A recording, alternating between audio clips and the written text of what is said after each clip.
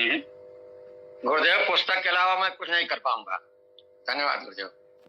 नहीं, वो कल ये देख लें कितने पृष्ठ कैसे क्या बनेगा, तो कल ईसा पुत्र जी और गौरव जी बात करके इसको एक स्वरूप दे देंगे। फिर आप गौरव जी से बात कर लीजिएगा कि ये वाली पुस्तक चाहिए, तो वो बता देंगे कि हाँ ये पुस्तक कितने में तैयार हो जाएगी, तो फिर वो आगे बात बढ़ जाएगी, पुस्तक बन जाएगी। जी पीसी सिंह जी, आपको जैन अवस्था बस चाहिए ना?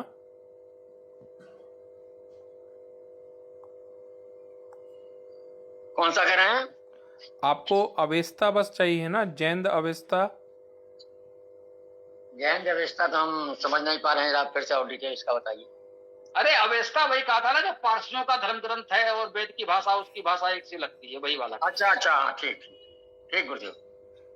लेकिन पुस्तक के रूप में ही मिलेगा तो हो सकता है, नहीं बाकी तो हम नहीं कर पाएंगे। जी मैं ये भी देख लूँगा इंटरनेट में कि कौन वो जैन अवस्था को बेच रहा है। जैसे कुछ वेबसाइट हैं एग्जॉटिक इंडिया करके, वो बेचती भी हैं ऐसे दुर्लभ ग्रंथों को। तो मैं देख लूँगा, अगर वो डायरेक्ट अगर बेच रहे हैं तो वो वेबसाइट अगर बेच रहे होंगे तो आपको मैं लिंक भेज दूंगा, आप खरीद लेना। हाँ ये भी ठीक है भाई, वो कितने में दे रहे हैं। अगर मान लीजिए हम लोग कराते हैं तो विशेष रूप से प्रयास करेंगे भाई कितना लागत हमारी आ रही है, और वो ये सस्ते में दे पा रहे हैं, बड़े स्तर पे कार्य कर रहे होंगे, तो वहां से ले लिया जाए। लेकिन कई इसमें भी हुआ है, करपात्री जी का यजुर्वेद भाष्य की बात आई थी, तो पता लगा कि और कुछ लोग उपलब्ध तो करा रहे थे, लेकिन वो और भी अधिक मूल्य मांग रहे थे, तो उससे सस्ते में तो हम लोगों ने दे दिया। तो वो देखना पड़ेगा कि किस स्तर पर क्या है। भाई बड़े संस्थान है तो उनके बड़े खर्चे भी हो सकते हैं, और एक बड़ी संख्या में प्रकाशित कर रहे हैं तो फिर वो लागत मूल्य घट भी सकता है। तो ये देख लिया जाएगा, जो उचित होगा कर लिया जाएगा। हाँ मतलब ये तो बस एक सेवा ही है कि चलो अपने कुछ लोग हैं, मैंने एक ने मांगा तो वहां ऐसा तो नहीं हजारों छाप के रख लेंगे, फिर दोबारा खरीदेगा कौन। वैसे ही प्रयास करेंगे, एक दो जितनी भी संभव हो, भाई थोड़ा सा अधिक आएगा तो आएगा, भाई कर लिया जाएगा, तो प्रयास करेंगे। तो जी धन्यवाद गुरुदेव। सभी साथी संगी को नमस्ते।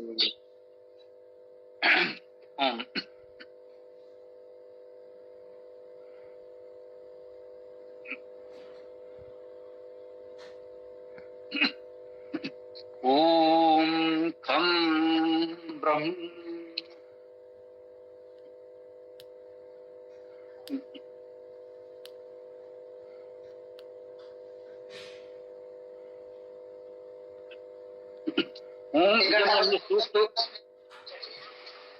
ऋग्वेद मंडल 10 सूक्त 10 मंत्र संख्या 9 आज हम लोग प्रस्तुत करेंगे। ओम रात्रि भी अस्मय अभी दशस्येत सूर्यस्य चक्षु मुहु उत्मिमीयात् दिवा पृथिव्या मिथुना स बंधु यमी यमस्य बिभ्रयात् अजामि। ये मंत्र है इसका।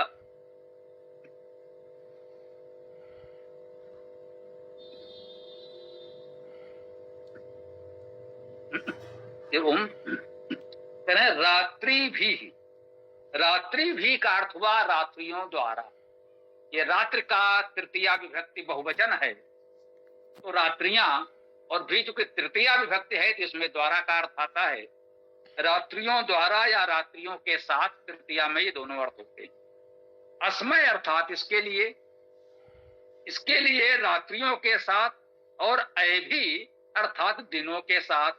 देखिए चूंकि रात्रि भी पहले से आ ही गया है और उसी के साथ कहा जा रहा है, तो रात्रियों के साथ और दिनों के साथ, रात्रियों द्वारा और दिनों द्वारा। तो यहाँ अह का अर्थ सीधे सीधे दिन ले लिया जा रहा है। वैसे तो अब उसका धातु जर्थ होगा ही, धातु होगी ही। अह धातु का अर्थ व्याप्त होना, सूर्य का प्रकाश जिस समय व्याप्त होता है उस समय को हम लोग अह अर्थात दिन कहते हैं। तो ये योग रूढ़ अर्थ है ना। क्योंकि रात्रि भी अभी साथ आया है तो रात्रि और दिन उसका अर्थ सहज भाव से लिया ही जाएगा। अस्मय इसके लिए रात्रि भी अभी अर्थात रात्रियों द्वारा दिनों द्वारा या रात्रियों के साथ दिनों के साथ। दशस्येत ये महत्वपूर्ण पद है। दशस्येत ये क्रिया, दशस्येत का क्या अर्थ है? दान करें। रात्रियों के साथ और दिनों के साथ दान करें, अर्थात दिन और रात्रि दान करें। किसके लिए? अस्मय कहा है, इसके लिए। देखिए, मंत्र में केवल शब्द आया है अस्मय। अस्मय का अर्थ है इसके लिए। अब वो लोग भाष्य करेंगे जो पहले लोग करते थे। अब अस्मय अर्थात इसके लिए। अब ये इसके अर्थात इसके लिए वो अपनी अपनी कल्पना के अनुसार कुछ भी लिख देंगे कि इसके लिए, इस देवी देवता के लिए, इस कार्य के लिए, उसके लिए, है ना। तो वो अपनी ओर से जो जोड़ देते हैं, आप देखेंगे में कुछ ना कुछ जोड़ा गया हो। तो हमने कुछ नहीं जोड़ा, अस्मय अर्थात इसके लिए। अब ये आप अनुमान लगाने के लिए स्वतंत्र हैं। भाई आध्यात्मिक अर्थ में हम कहेंगे परमेश्वर के लिए। भाई जो कुछ भी हम दान करते हैं वो परमेश्वर को समर्पित करते हैं। हम नहीं दे रहे हैं, हम देने वाले कौन होते हैं? सब परमेश्वर का है और परमेश्वर को समर्पित है। इस भाव से दान करते हैं तो यही अध्यात्म होता है। अन्यथा तो फिर लोकाचार हो जाता है, स्वार्थ हो जाता है। इसको दो, ऐसे दो, लोगों को पता चले तो इसका हमारा सम्मान हो, या इसका परोक्ष रूप से हमें कोई आर्थिक लाभ हो कि भाई इन्होंने तो बड़ा अच्छा कार्य किया है और उससे हम किसी से कोई और लाभ उठा सके किसी रूप में, नहीं। तो यहां हमने क्या कहा? अस्मय अर्थात उसके लिए, इस परमेश्वर के लिए, इस वेद के लिए, इस अच्छे कार्य के लिए।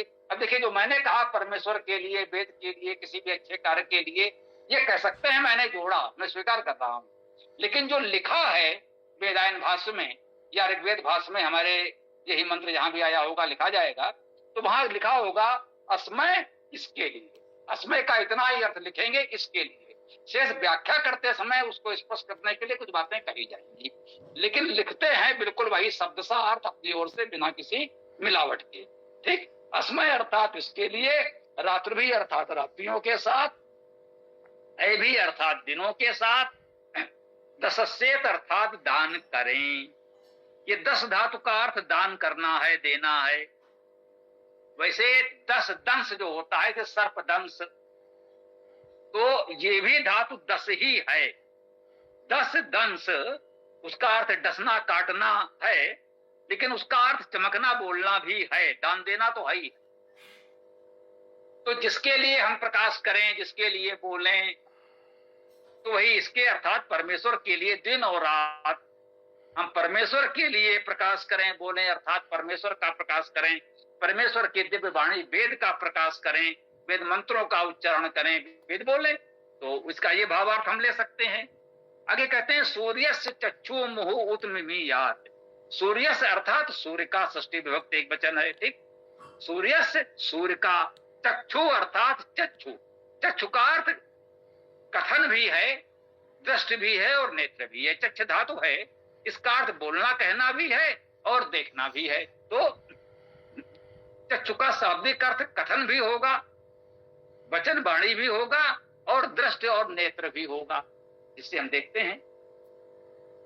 सूर्य चक्षु अर्थात सूर्य का नेत्र। सहज भाव से आपको अधिकतर अर्थ यही मिलेगा, सूर्य से चक्षु अर्थात सूर्य का नेत्र। वैसे हम सूर्य का कथन, सूर्य की वाणी, सूर्य की दृष्टि कह सकते हैं, बिल्कुल कह सकते हैं। क्योंकि सूर्य क्या है? सूर्य सुप्रसवे, सु ऐश्वर्य आदि धातुओं से सुप्रेरणायाम, तो कहेंगे सु धातु से सूर्य का अर्थ क्या हुआ? सृजन, ऐश्वर्य, प्रेरणा करने वाला अर्थात परमेश्वर। तो वेद में परमेश्वर का एक नाम सूर्य भी है। तो हम कह सकते हैं सूर्य अर्थात सृजन, ऐश्वर्य, प्रेरणा करने वाले परमेश्वर का कथन, वाणी, ये अर्थ भी हो सकता है। और यदि भौतिक सूर्य की बात करेंगे, जो कह सकते हैं भौतिक अर्थ होता है उसका, आदि भौतिक अर्थ, तो सूर्य चक्षु अर्थात सूर्य का नेत्र, सूर्य की दृष्टि। भाई सारा प्रकाश तो उसी से आता है, देखते तो उसी से हैं, सूर्य से ही। मुहु माने पुनः, कहते हैं मुहुर्मुहु अर्थात बार बार, पुनः पुनः, मुहु पुनः, उत्मिमीयात्। उत तो उपसर्ग है, उच्च उत्तम आदि के अर्थ में आता है। मिमीयात् का अर्थ है बोध करें, जाने, समझें और गति करना, चलना भी इसका अर्थ होता है। ठीक है ना। तो ये मिमीयात् थोड़ा अलग शब्द है, देख लें।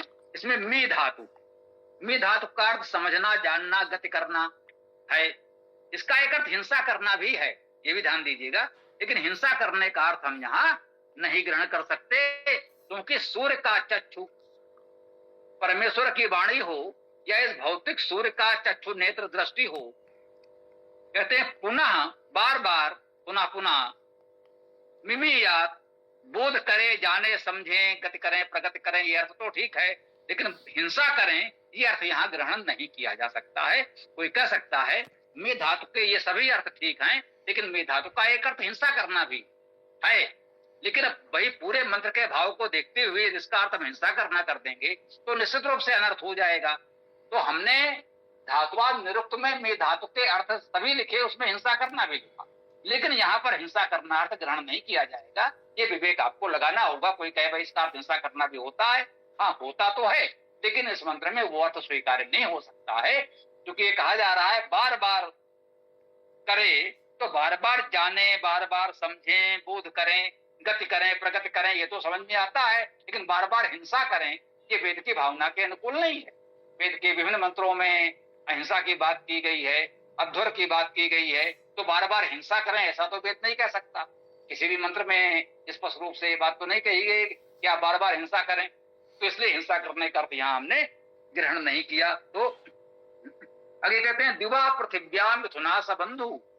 दिवा अर्थात दिव्य प्रकाशमान, या दिन भी कह सकते हैं, दिन में दिवा का अर्थ एक सामान्य जो गुरुड़ अर्थ में, भौतिक अर्थ में दिवा का दिन में भी कर सकते हैं, और शाब्दिक अर्थ हुआ दिव्य प्रकाशमान।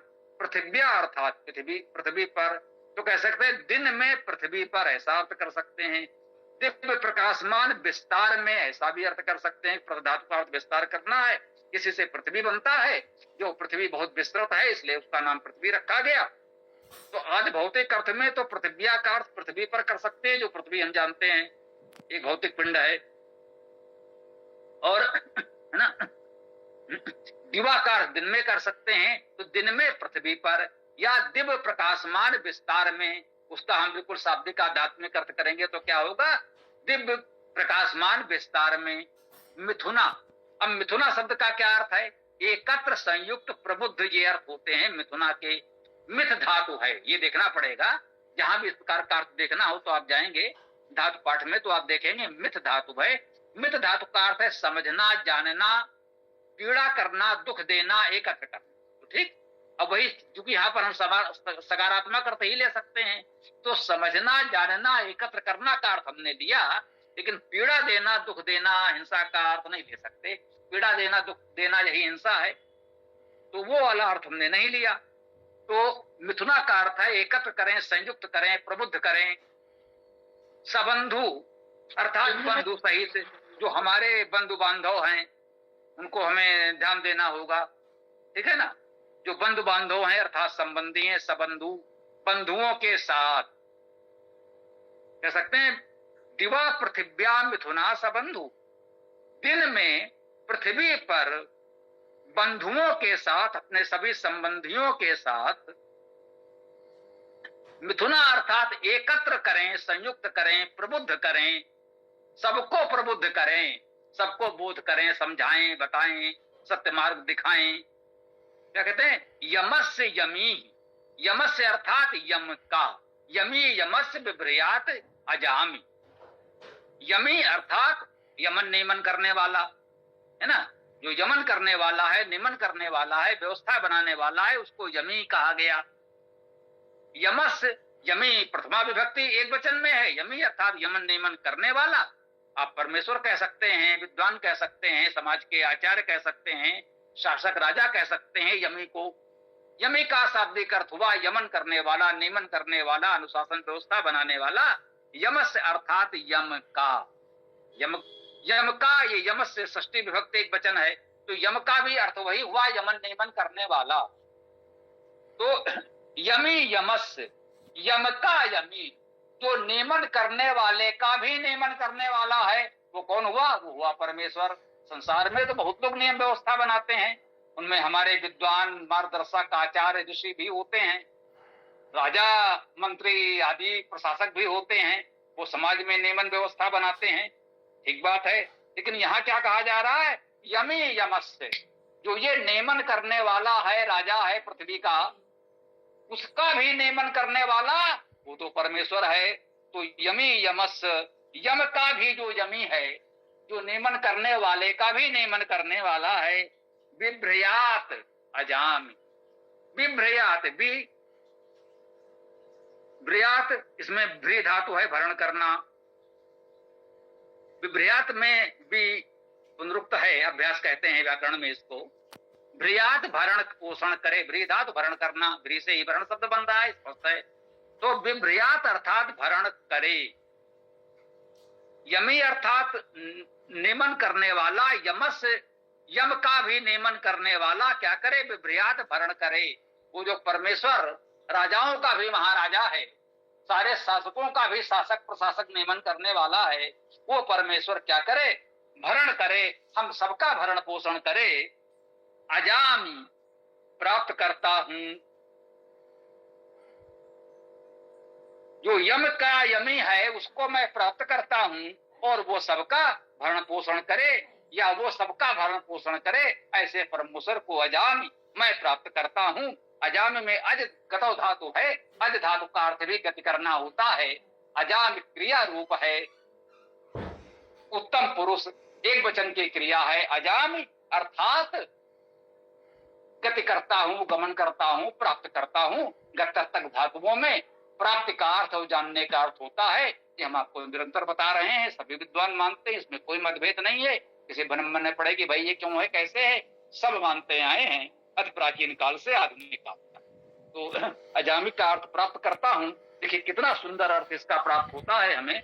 इसका भावार्थ इसमें लिखा हुआ है, वो पढ़ लेते हैं। इसके लिए रात्रियों के साथ तथा दिनों के साथ दान करें। सूर्य का कथन दृष्टि पुनः उच्च उत्तम बोध करे, जाने समझे गति करे प्रगति करे ना। दिव्य प्रकाशमान या दिन में पृथ्वी पर एकत्र संयुक्त प्रबुद्ध करे, सम्यक बंधन युक्त अर्थात संबंधी नियमन कर्ता के नियमन को प्राप्त करें, वह हमारा भरण पोषण करे। इतना सुंदर अर्थ इसका है।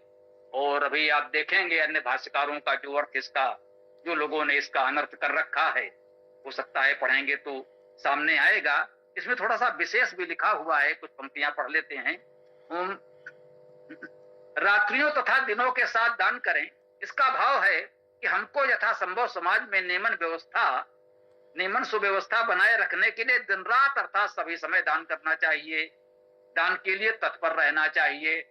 इसका भाव क्या है, जो लोग कहते हैं दान का मुहूर्त, भाई ये दान हमें कब करना चाहिए, कहते हैं भाई ये पर्व है, इस पर्व का दान करो, इस पर्व पर दान करना चाहिए। अच्छी बात है, कुछ पर्व होते हैं कि भाई ऐसे लोग सहज भाव से निमित्त नहीं भी कर पाते हैं, तो मनुष्यों ने व्यवस्था बना दी कि भाई इन पर्वों पर इनका थोड़ा सा ही दान करना चाहिए, इससे आपको पुण्य फल प्राप्त होता है। अच्छी बात है, अच्छी व्यवस्था है। बोले भाई इस पर्व का हमें ये दान करना है, इसका कब मुहूर्त है? अरे भाई वेद मंत्र कह रहा है दान करने का, अच्छे कार्य का कोई मुहूर्त नहीं होता, दिन रात दान करें, जब आपको सुविधा हो, जब किसी को आवश्यकता हो तब उसको दान करें, उसके लिए किसी मुहूर्त की आवश्यकता नहीं होती।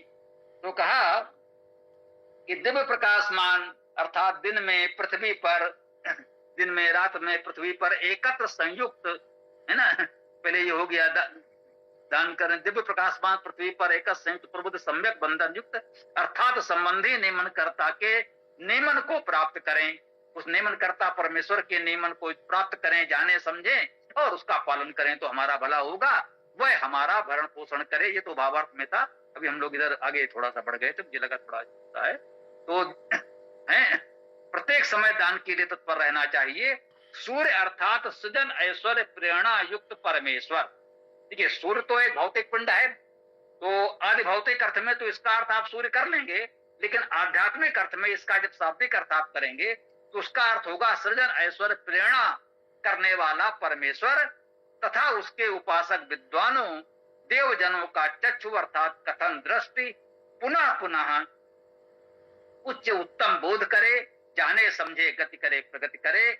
पृथ्वी पर दिव्य प्रकाशमान लोग एकत्र संयुक्त हों, प्रबुद्ध हों तथा निकट संबंध बनाए रहें, यही समाज के हित में है, इससे पूरे समाज का भला होगा। देखिए इस सुंदर वेद मंत्र का कितना सुंदर अर्थ आपको प्राप्त हुआ।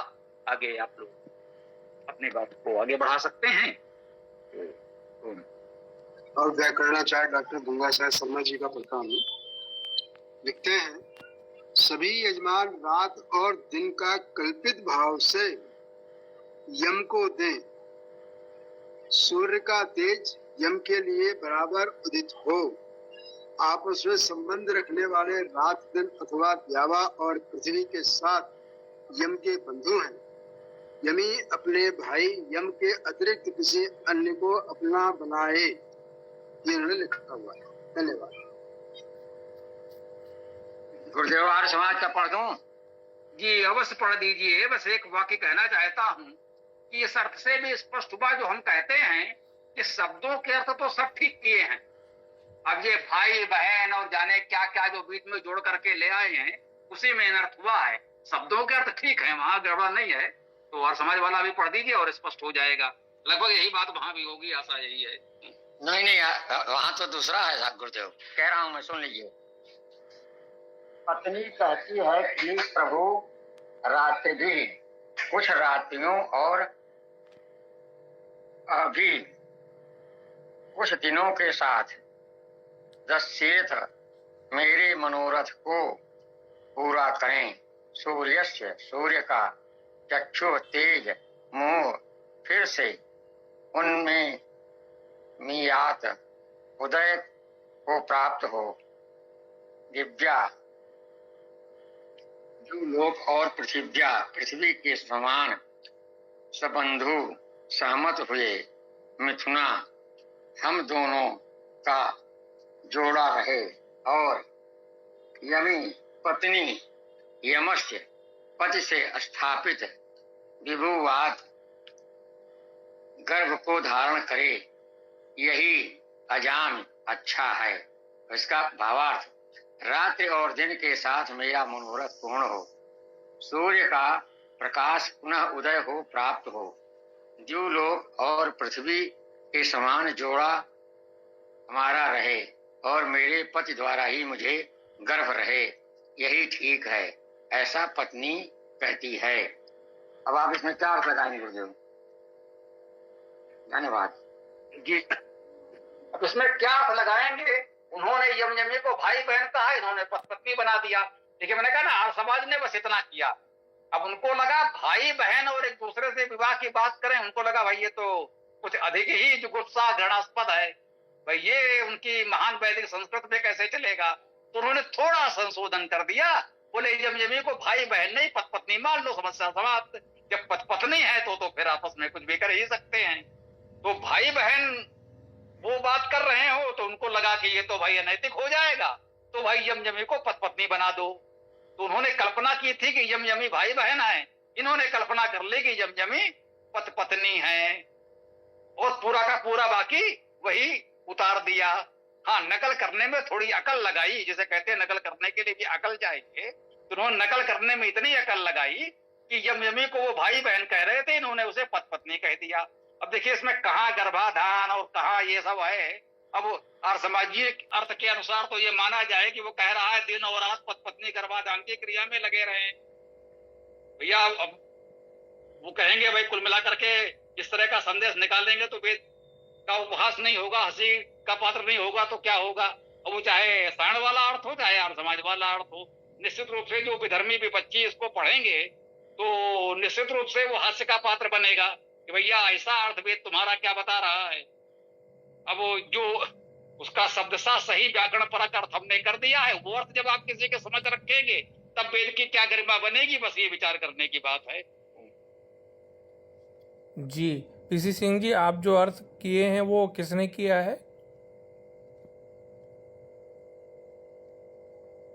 ये आर्य समाज वाला है, आर्य प्रकाशन का है।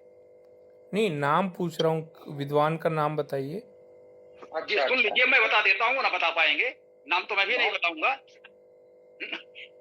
ये जब आर्य समाज का अर्थ कहा जाता है तो उसका भाव ये समझा करो कि दयानंद जी ने जितना कर दिया है, ठीक है ना, दयानंद जी ने यजुर्वेद का पूरा भाष अपने जीवन काल में करा दिया था, जैसा भी समझो।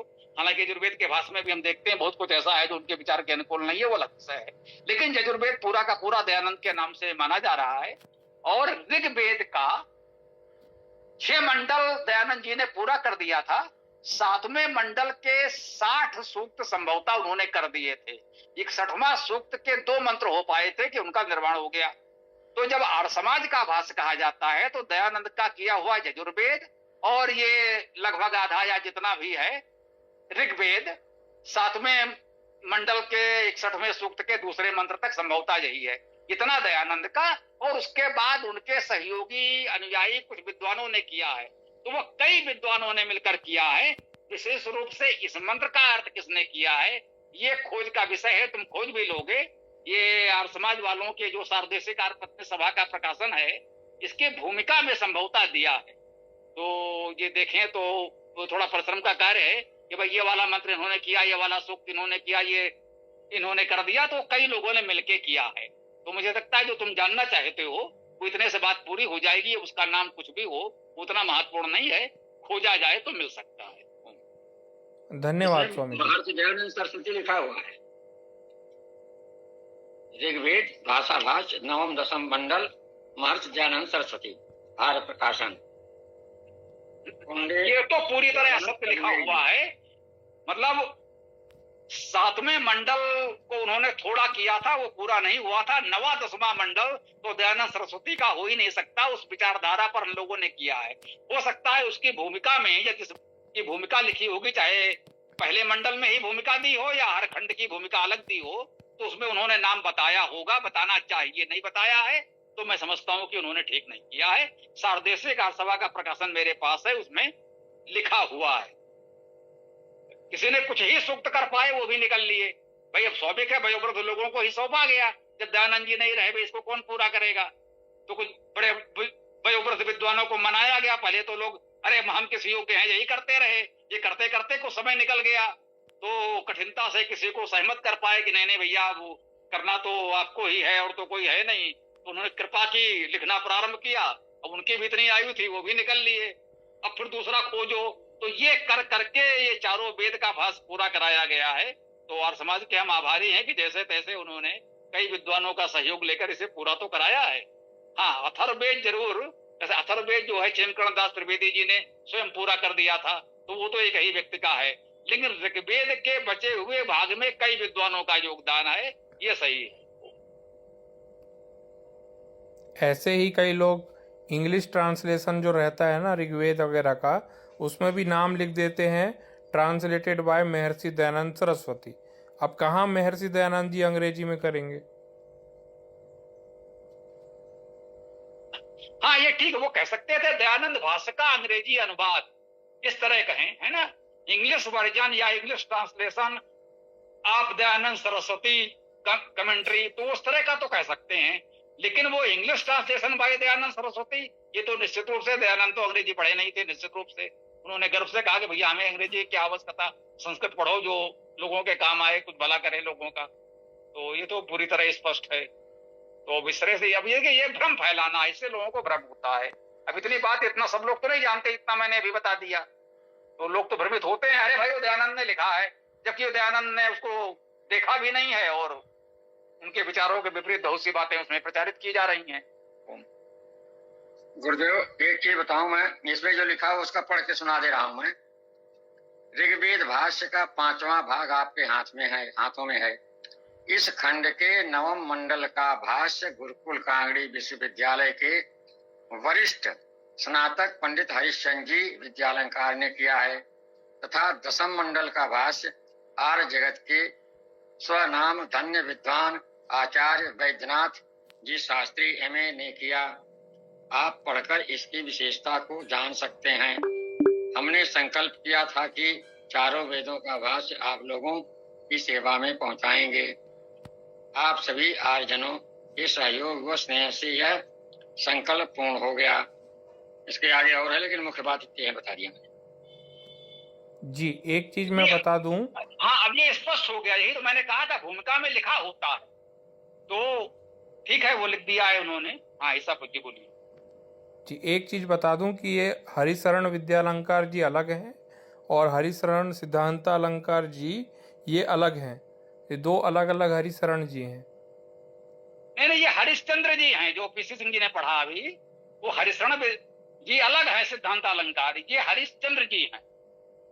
और वैद्यनाथ जी का जो उन्होंने नाम लिया, वैद्यनाथ जी ने सामवेद का पूरा भाष्य किया है, क्योंकि दयानंद जी ने सामवेद और अथर्ववेद तो छुआ भी नहीं, यजुर्वेद पूरा किया कथित रूप से और ऋग्वेद अधूरा रह गया। तो अधूरे ऋग्वेद को पूरा करने में कई लोगों ने योगदान दिया, उसमें हरिश्चंद्र जी हैं, वैद्यनाथ जी हैं, और सामवेद का भाष्य वैद्यनाथ जी ने पूरा किया, सामवेद का भाष्य कई अन्य लोगों ने भी किया, और इस प्रकार से चारों वेद पूरा करके उन्होंने प्रकाशित किया। बहुत अच्छा किया। जी, मैंने इसलिए बोला क्योंकि इनके नाम थोड़े मिलते जुलते हैं ना, हरिशरण जी का नाम और हरिश्चंद्र जी का नाम थोड़ा मिलता जुलता है, इसलिए कंफ्यूजन होता है। जी बिल्कुल ठीक बात है। अब देखिए, इस तरह जब स्वस्थ चर्चा होती है तो लोगों को सही जानकारी मिलती है, इसमें कोई पूर्वाग्रह नहीं होना चाहिए, ये स्पष्ट होना चाहिए। जिस भाग में यदि लिख देते वो भाष्यकार का नाम केवल दयानंद लिखने के स्थान पर तो अच्छा होता। मैंने ऊपर यदि वो दयानंद सरस्वती की प्रेरणा से श्री, ये तो थोड़ा लोगों को स्पष्ट होता। अब उनको दिया इसमें तो दयानंद लिखा है, तुमने कहा हो ही नहीं सकता। जब पढ़ा भूमिका में तो स्पष्ट हो गया, उन्होंने लिख दिया भूमिका में कि उनका है, बहुत अच्छा है, होना चाहिए। तो जिसने परिश्रम किया है उसको श्रेय तो मिलना ही चाहिए। जो भी जैसा भी है वह उन्होंने परिश्रम किया है, कार्य किया है, तो उसका श्रेय तो उन्हें मिलना चाहिए। इसी प्रकार से कई लोग गुरुदेव मिलना तो चाहिए, लेकिन गलत तो नहीं होना चाहिए ना। यह यम यमी को स्त्री पुरुष बना दिया, वैसे यम का मतलब नियम, ये यम को पालन करने वाला यमी हो गया। सामान्य तौर से यही होता है। धन्यवाद गुरुदेव। यह कहाना हर व्यक्ति में इतनी योग्यता तो नहीं होती। उस समय तो दयानंद जी के अधूरे कार्य को पूरा करना ही बड़ी बात थी। जैसा तैसा कुछ पूरा किया, उतना अच्छा नहीं हो पाया जितना हम चाहते थे, मान लिया होना चाहिए। तो वो तो कहा जा रहा है जो दयानंद जी का किया हुआ बताया जा रहा है। पूरा यजुर्वेद तो उनका है, उसमें भी अनर्थ आपको मिल रहा है, और 6 मंडल तो पूरे ऋग्वेद के दयानंद जी के किए हुए बताए जा रहे हैं, उसमें भी इसी तरह की बातें मिल रही हैं। तो भैया जो अन्य लोगों ने कहा उस पर हम ऐसी बात क्यों कहें? हम तो उनके ऋणी हैं, आभारी हैं कि चलो उन्होंने परिश्रम किया तो चारों वेद का पूरा भाष्य छप करके आया, तो नहीं तो था ही नहीं, सायण वाला था। वो लोग तो अपने तरीके से क्या कर रहे हैं, चला रहे हैं, वो सब जानते हैं। तो जन सामान्य तक वेद का कोई भाष्य उपलब्ध तो हुआ, उसमें निश्चित रूप से त्रुटियां हैं, भूल चूक है, दोष है, सब कुछ है, लेकिन कुछ ना होने से कुछ होना अच्छा है। मैं बिल्कुल कहता हूं कि कुछ ना होने से कुछ होना अच्छा है। चलिए, बहुत सारी औपचारिकता, शालीनता, शिष्टाचार छोड़ के यदि आप लोग यही कहते हैं कि भैया जो स्वामी शरण जी ने कर दिया वो इतना अच्छा है, तो भैया स्वामी शरण जी ने तो अब किया है। इतने दिन पहले क्या लोगों को वेद से वंचित रखा जाता? मैं कहता हूं दयानंद से पहले जो उबड़ सायण महीधर ने कर दिया, उनके भी हम आभारी हैं कि वेद को सुरक्षित रखा, लोगों तक कुछ तो पहुंचाया। वो जैसा भी है, उसमें कितने भी दोष हो, त्रुटियां हो, लेकिन दयानंद जी से पहले तो वही, उसी माध्यम से लोगों तक वेद थोड़ा बहुत पहुंच रहा था, वेद सुरक्षित रहा, लोग वेद से परिचित हुए कि हाँ भाई वेद हमारा मूल ग्रंथ है। पर दयानंद जी ने या उनके और अनुयायी सहयोगियों ने किया, पहले से कुछ अच्छा किया। पहले में जो जितने दोष त्रुटियां थी उनको कुछ घटाया, कुछ चीजें ठीक की, जैसे जमजमी ही है, उसमें भाई बहन लिखा हुआ है, ये बहुत घृणास्पद था। तो अब इतनी बुद्धि लगाकर इतना परिश्रम उन्होंने हमारी तरह नहीं किया कि पूरा शब्द सा अर्थ करते तो क्या है, इतना उन्होंने बुद्धि लगाई कि भाई भाई बहन कहना तो ठीक नहीं लगता, चलो पत पत्नी कर देते हैं। तो पत पत्नी कर दिया, तो उनका चलो भाई बहन के बीच ऐसी वार्ता हो तो ये तो ठीक नहीं है। हाँ, पत पत्नी के बीच ऐसी वार्ता हो जाए तो चलेगा, पत पत्नी गर्भाधान कर सकते हैं, भाई बहन तो गर्भाधान न करें। तो उनको लगा भाई ये तो ठीक नहीं है कि भाई बहन आपस में गर्भाधान की बात करें, ऐसे कोई क्रिया करें, लेकिन पत पत्नी करते हैं तो चलेगा। तो इतना उन्होंने सुधार कर दिया, बाकी पूरा पूरा उतार के धर दिया। इसमें उनका क्या है? उनका कोई दोष नहीं है, जो उनको किया कराया मिला उसमें थोड़ा सा सुधार करके उन्होंने दे दिया। यही दयानंद जी ने भी किया है, उनके अनुयायियों ने भी यही किया है। और मुझे कहने दीजिए कि बहुत से प्रसंगों में मैं देख रहा हूं कि उनके दयानंद जी के अनुयायियों ने जो किया है वो दयानंद के किए से भी अच्छा है। क्यों है? ये नहीं कि वो दयानंद जी अयोग्य थे, वो लोग बड़े विद्वान थे या हम बड़े विद्वान है, नहीं है। क्योंकि हमको पहले का मिला, उसको हमने पढ़ा या उन विद्वानों ने दयानंद के किए को पढ़ा। अब उनको लगा हाँ इसमें तो ये त्रुटि लगती है, इसमें तो ये भाई थोड़ा दोष लगता है। तो जब उन्होंने किया तो उसमें उन्होंने उन त्रुटियों दोषों को दूर किया। दयानंद का किया धरा जब मिला तब तो उसकी त्रुटियों को दूर कर सके। तो जब पहले उबट ने किया, उनके पास कुछ नहीं था, उनके पहले का थोड़ा बहुत उन्होंने पढ़ा हो तो पढ़ा हो, तो जैसा तैसा ढांचा बना के उबट और सारण ने दे दिया। बाद के लोगों ने उसमें कुछ सुधार किया, दयानंद जी ने सुधार किया, उनके अनुयायियों ने कुछ सुधार किया, और आज हमने उसको इस स्तर पर पहुंचा दिया कि बिल्कुल शब्दशः प्रामाणिक व्याकरण संबद्ध अर्थ हम आपको दे रहे हैं। अरे कल कोई और विद्वान आएगा, हमने जो किया है इसमें और सुधार करके इससे भी अच्छा करेगा, करना चाहिए, उसका भी स्वागत किया जाएगा, किया जाना चाहिए। तो इस प्रक्रिया को आगे बढ़ाते रहें। हाँ, वो आर्य समाजी निश्चित रूप से कहे जा सकते हैं कि वो ठीक नहीं कर रहे हैं कि जिन्होंने स्वयं तो कुछ पढ़ा नहीं, वो तो जानते नहीं वेद क्या होता है, बाल भगवान दयानंद ने जो लिख दिया वही अंतिम सत्य है, उस पर कोई बात करना जैसे बड़ा महापाप हो जाता है, अपराध हो जाता है। वो अधकचरे आर्य समाजी, उनकी बात सुनने की आवश्यकता नहीं है। जो मानो कि क्रमशः विकास होता है। शरण ने जो कर दिया था, महान कार्य किया था। जो उसमें दोष त्रुटियां रह गई थी, दयानंद जी ने बहुत कुछ दूर किया, उनके अनुयायियों ने थोड़ा और ठीक किया, और आज हम उसको यहां तक ले आए हैं। कल कोई इससे भी अच्छा करेगा, ये बहुत अच्छा होगा। जी, एक जानकारी के लिए मैं बस बता दूं, केवल जानकारी के लिए बता रहा हूं कि महर्षि दयानंद जी का मैं पत्र और विज्ञापन पढ़ रहा था।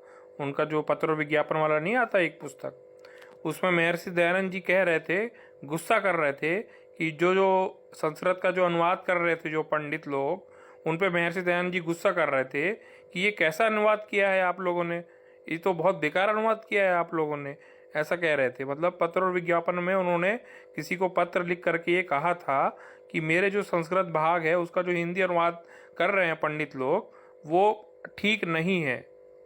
ऐसा मैं बस जानकारी के लिए बता रहा हूँ। जी बिल्कुल सही, वो जिन्होंने अध्ययन किया है वो जानते हैं। दयानंद के पत्र और विज्ञापन एक पुस्तक है, वो मेरे पास भी हो सकती है, पढ़ा है मैंने, हो सकता है अभी रखी हो। तो उसमें उन्होंने ऐसे भाष्य लोग कर रहे थे, प्रूफ देखा जाता था, कैसे आता था, वो सब प्रक्रियाओं में कहीं कहीं उन्होंने लिखा है। वहां उसने टिप्पणियां लिख दी हैं, अरे भाई इसको इस तरह ठीक से देख लेना, ये क्या कर दिया है। तो इस तरह के उन्होंने दिशा निर्देश दिए हैं। दयानंद जी संस्कृत में ही लिखते थे। ये भाषा भाष्य आप लोग पढ़ रहे हैं, दयानंद का लिखा है ही नहीं। दयानंद के संस्कृत भाषा का भाषा भाष्य अन्य विद्वानों ने किया है, और स्वाभाविक है उन्होंने अनुवाद करने में भूल चूक की है। जो उनके अपने मन का विचार था वो कहीं ना कहीं उसमें आ गया है अनुवाद करते समय। अब ये तो समस्या है। अब तो इसके लिए थोड़ी संस्कृत जाननी पड़ेगी। दयानंद का संस्कृत भाष्य पढ़िए, और जब इतनी संस्कृत आ जाएगी तो फिर किसी का भाष्य क्यों पढ़िए, सीधे सीधे वेद मंत्र का स्वयं अर्थ करिए।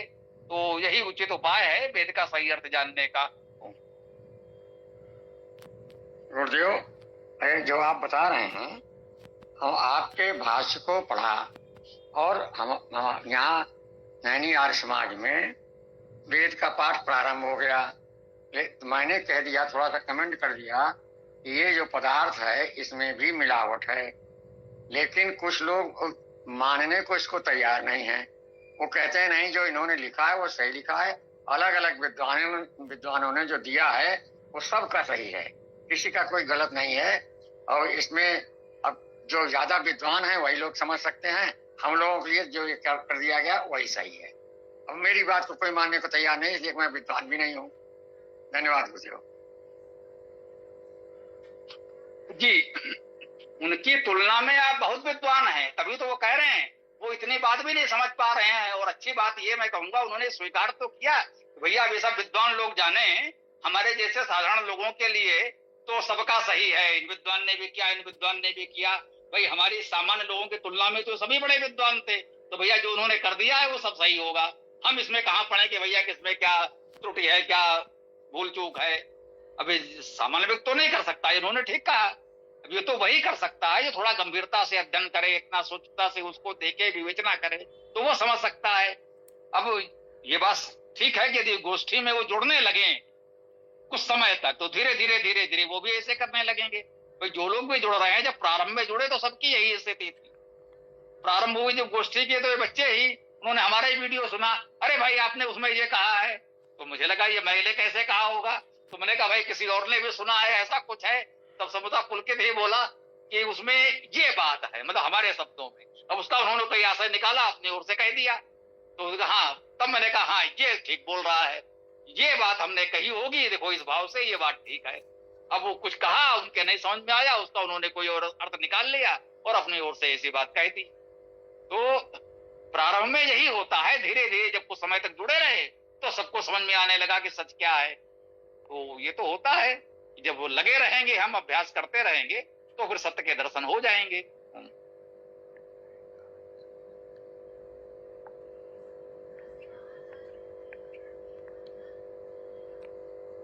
स्वामी जी, ये जो शब्द आया था अपना ब्रह्मचारी, ब्रह्म मतलब जो ज्ञान में विचरण करे, उसी तरह से दूसरा शब्द मिला वेदी सदे, वो भी अर्थ कहता है कि जो ज्ञान में स्थित हो या ज्ञान में व्यापकता में विचरण करे। तो क्या दोनों शब्द एक दूसरे के पर्याय हैं, ब्रह्मचारी और वेद सदे?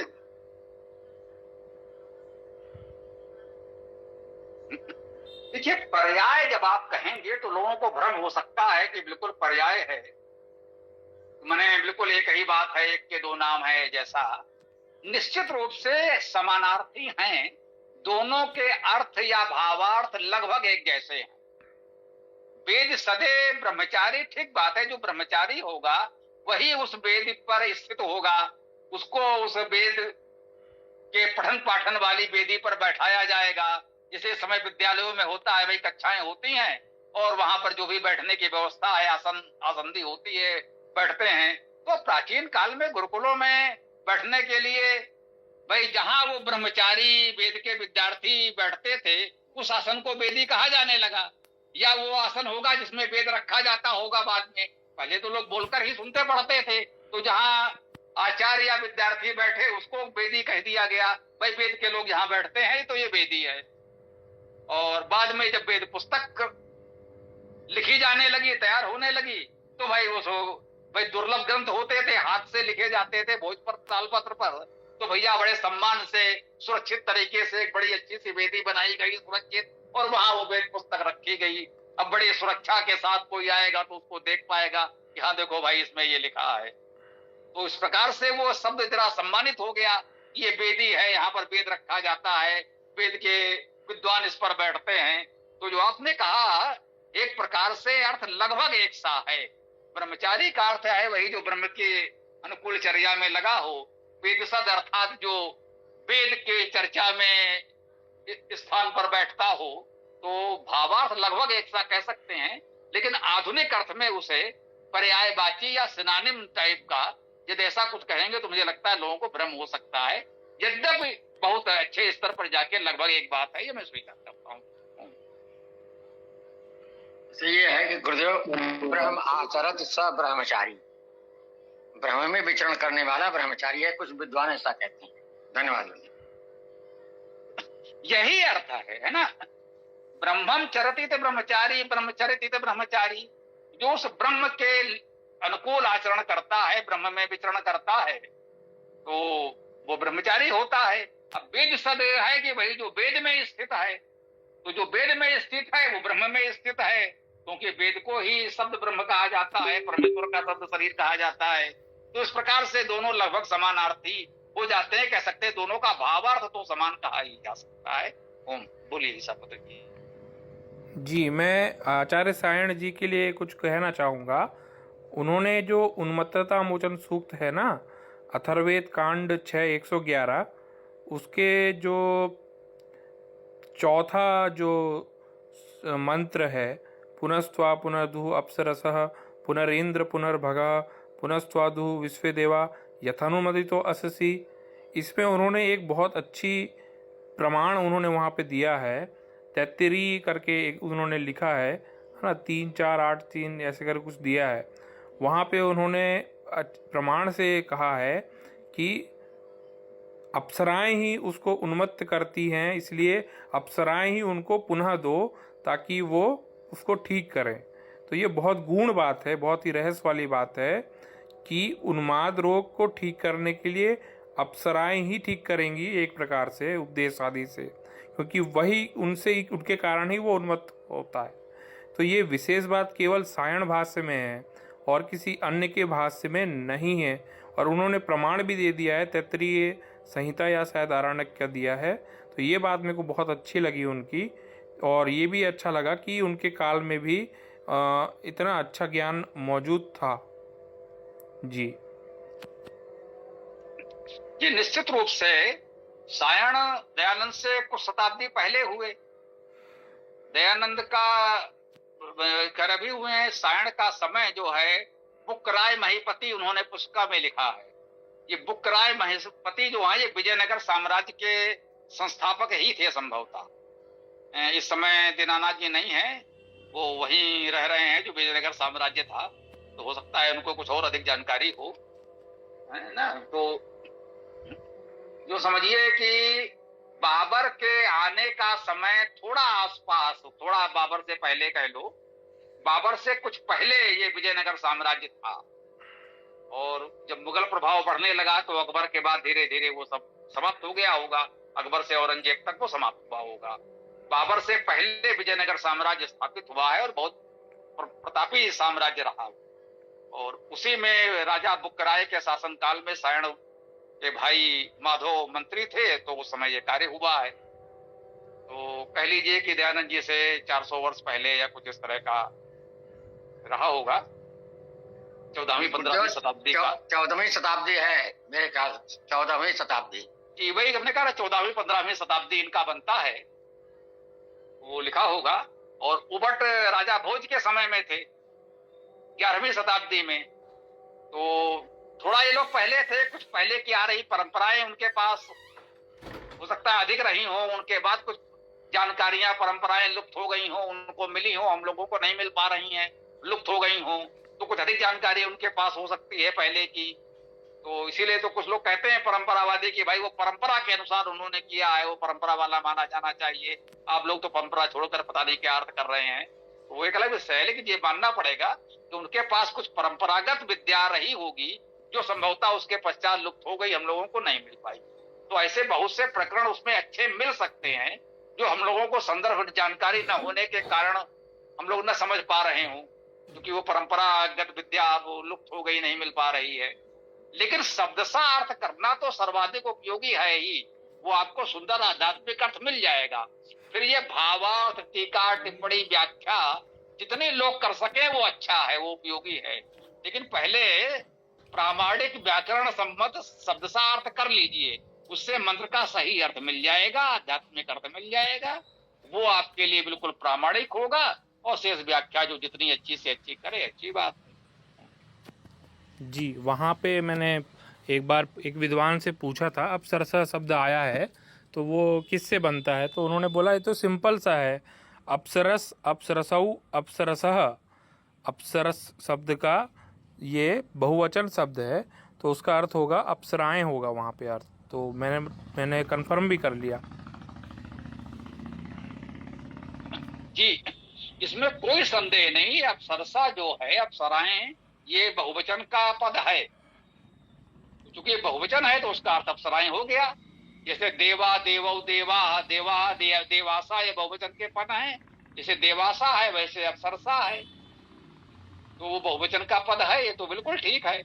लेकिन उसका शाब्दिक अर्थ क्या है ये तो रह गया। देव का बहुवचन देवा हो गया, देवासा हो गया, ये तो मान लिया। लेकिन देव का शाब्दिक अर्थ क्या है तो वो देखना पड़ेगा। देव शब्द द्यू धातु से बनता है और द्यू धातु के क्या क्या अर्थ है वो सब देव शब्द में माने जाएंगे।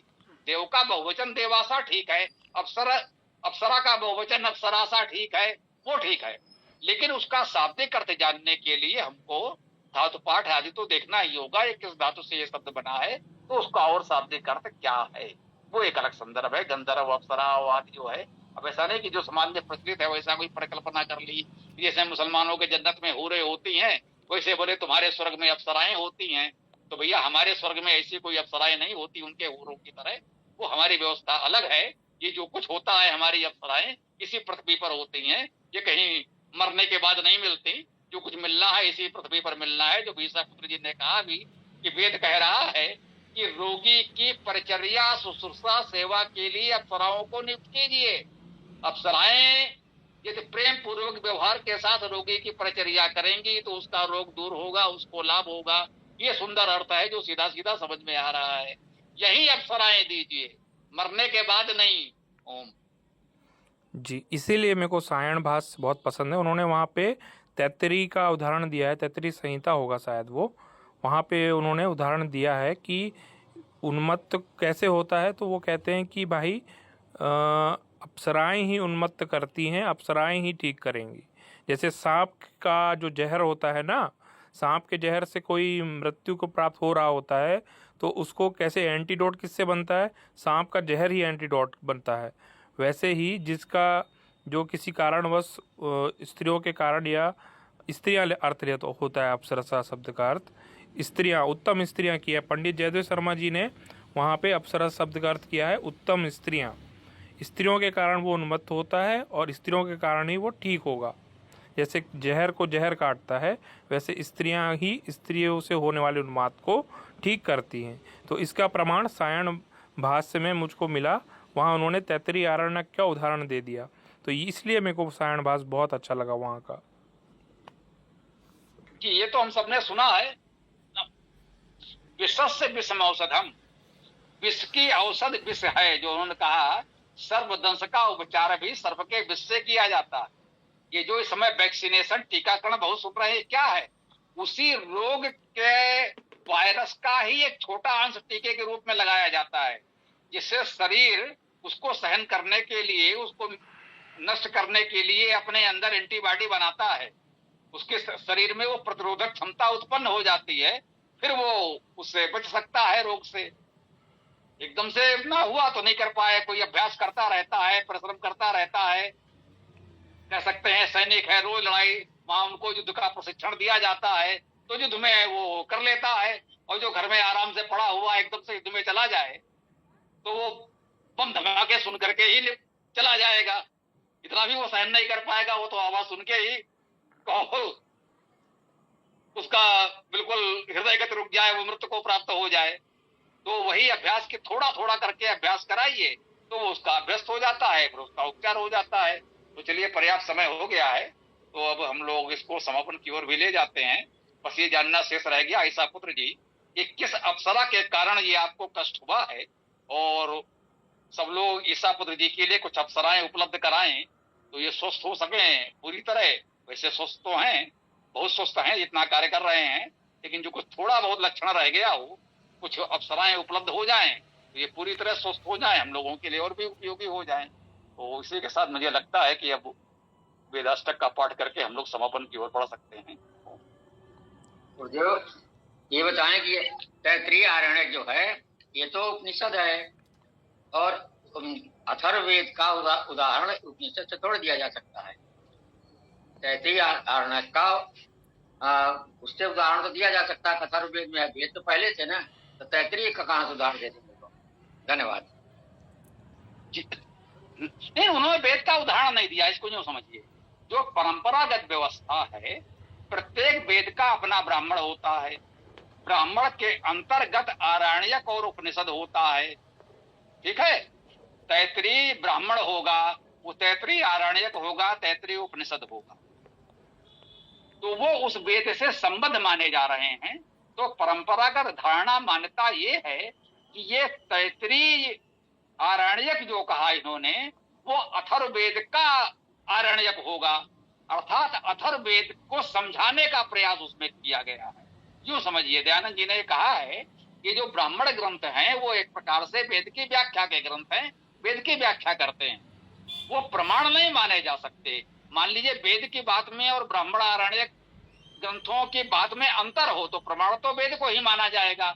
लेकिन मान लीजिए वेद हमको सीधे मंत्र पढ़ा और कुछ लगा भाई ये बात समझ में नहीं आई, ये कहना क्या चाहता है, तो ब्राह्मण आरण्यक ग्रंथों में उसको समझाया गया होगा जैसा कि इन्होंने कहा, तो उसको देख करके समझ में आ गया कि हाँ ऐसा हो सकता है व्यवहारिक रूप से।